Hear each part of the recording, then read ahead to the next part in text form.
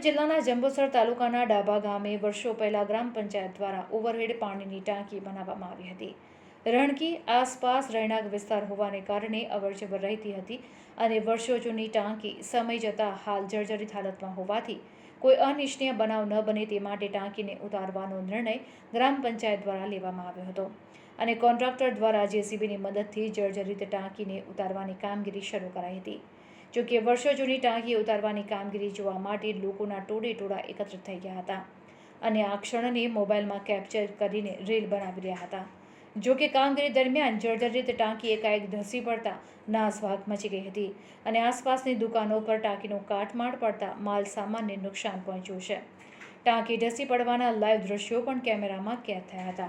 જોકે સદનસીબે આ ઘટનામાં કોઈ જાનહાનિ નથી થઈ. ભરૂચથી ભરત મિસ્ત્રી.